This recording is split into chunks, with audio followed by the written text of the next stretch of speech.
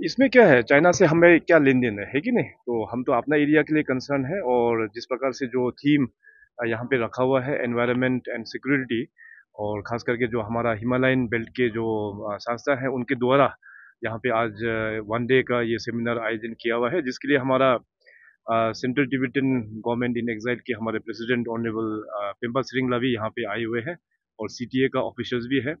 Apart from that Arunachal Pradesh के जो law makers, ministers, MLAs और farmer senior leaders, former chief minister, first chief minister of Arunachal, उसके साथ जितने भी फॉर्मर एमएलए मिनिस्टर्स और सभी all Arunachal Pradesh indigenous tribal forums के मेंबर्स और सभी सीवीओस के मेंबर्स भी यहाँ पे आए हुए हैं। तो अभी जस्ट इनॉग्रेशन सेशन खत्म हुआ है, आफ्टर लंच टेक्निकल सेशन होगा। होपफुली जो खास करके तिब्बत में अभी जिस प्रकार से जो स्थिति है उसको लोगों तक पहुंचाना बहुत ही आवश्यक है और अरुणाचल के लिए ये इसलिए इम्पोर्टेंट है because we share border directly with Tibet और तिब्बत का जो भी कंसर्न है वो हम लोगों का भी कंसर्न है। सो यहाँ का जनता को भी तिब्बत इश्यूज के बारे में और भी ज़्यादा हाईलाइट करने के लिए ये प्लेटफॉर्म आज यहाँ पे उपस्थित किया हुआ है। आई एम वेरी होपफुल कि ये सेमिनार होने के बाद में अपने अरुणाचल के खास करके जो युवाओं लोग हैं तिब्बत के इश्यूज के बारे में और भी उनको जानकारी मिलेगा और बाकी अपने देश के जो निवासी हैं उनको भी तिब्बत का जो इश्यूज है, बर्निंग इश्यूज है, उसको लोगों तक लेके जाने में सफलता प्राप्त होगा। खांडू साहब, सबसे बड़ा इश्यू तो अभी हम लोगों का चल रहा है वाटर ट्रीटमेंट का ऊपर में, और क्योंकि ये इश्यू हमारा अरुणाचल प्रदेश में भी शामिल है कि क्या होगा, चाइना इतना बड़ा बड़ा डैम बना रहा है, अरुणाचल क्या कर रहा है, इस टाइप का बात। तो आप वहाँ सियांग में भी गया था, एग्जैक्टली क्या इश्यूज है? अभी देखिए हाइड्रो पावर का डिस्ट्री में क्योंकि हाइड्रो पावर एक one of the cleanest form of energy है, ये हम भी मानते हैं, मगर उसका भी एक लिमिट होना चाहिए।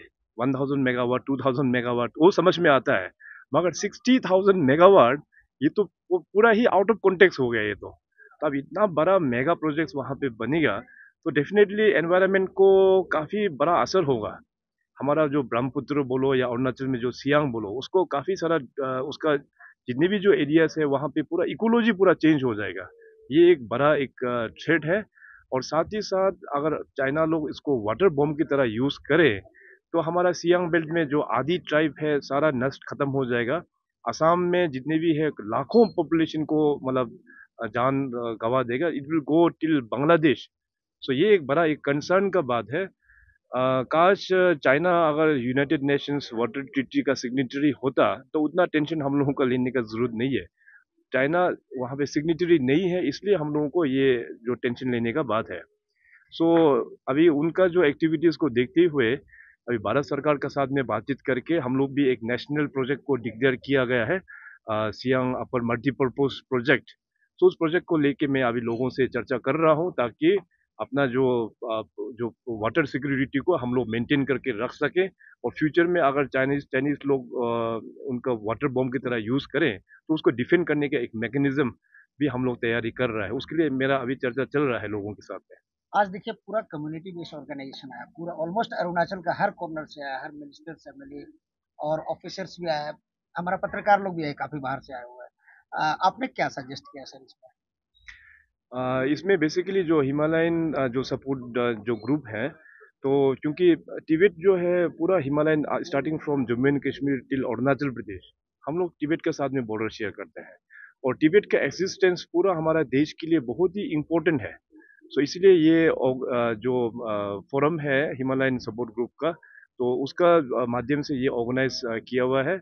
तो इसमें मैंने सिक्योंगला को भी रिक्वेस्ट किया था कि this is a good platform to spell on the Tibetan issues, तो जाके हमारा हिमालयन बेल्ट और अरुणाचल लोगों को और भी इसका विषय के बारे में पता हो और फ्यूचर जनरेशन जो भी है तिब्बत कॉज के लिए वो लोग भी एकजुट होके तिब्बत का साथ में साथ देने के लिए।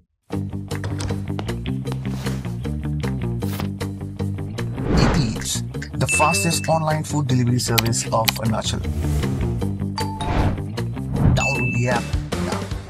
नहीं, नॉट ओनली दिस, इसलिए बोला ना कि चाइना को हम लोग भरोसा कर नहीं सकता है। यू नो हम लोग तो इस पीस को हम लोग प्रमोट करते हैं, ये देश अपना महात्मा गांधी का दिया हुआ देश है, we believe in non violence, है कि नहीं? तो हम लोग तो कभी भी नहीं चाहते हैं कि दूसरा कंट्रीज के साथ में रिलेशन खराब हो। हम लोग भी तो चाहेंगे कि तिब्बत के साथ में हो या चाइना के साथ में हो, चाइना के साथ में रिलेशन अच्छा हो, ये हम लोग भी चाहते हैं। लेकिन जो पास हिस्ट्री को देखते हुए क्या हम लोग रिलाई कर पाएगा चाइना को? This is big question mark. उनका एक्सपेंशनिस्ट थ्योरी को देखिए, जिस प्रकार से तिब्बत में जो नेचुरल रिसोर्सेज को ओवर एक्सप्लॉइट करके वो लोग जो कर रहा है, और खास करके अभी रिसेंटली लद्दाख एरिया में उनका जो हाथुंग जो उनका प्रीफेक्चर में, वहाँ में 2 काउंटी वहाँ पे बनाया लद्दाख एरिया में। तो इस प्रकार का एक्टिविटी करते हैं ये वहाँ पे चाइना तिब्बत में। So we can rely on China. इसलिए ये जो इंटरनेशनल अफेयर्स जो है, ministry of external affairs, time to time वो लोग अपना डिप्लोमेटिक चैनल में इस सारा चीज़ को लेके बातचीत तो कर रहे हैं, बट साइड बाय साइड अपना भी तैयारी होना पड़ेगा। Seminar is a technical session, so we'll be discussing more about the nitty-gritty, so more details about why Tibet is a third pole, why Tibet is the water tower of Asia, how Tibetan Plateau came into being in the first place. You know, it came because of the tectonic shift between the Indian plate and the Eurasian plate over 50 million years ago, and the human habitation on Tibet is about 30,000 years ago. So we can understand that the whole area is seismic zone, very prone to earthquake. That is why we recently witnessed earthquake in Tingri of 6.8 on the Richter scale.